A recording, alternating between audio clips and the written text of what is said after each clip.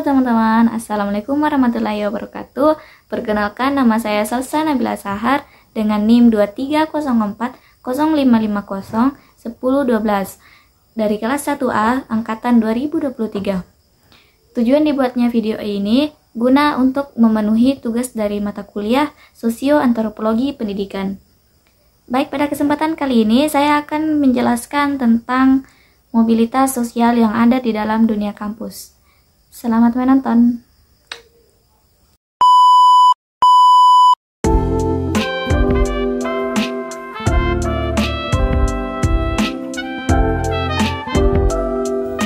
Hubungan antara mobilitas sosial dan pendidikan.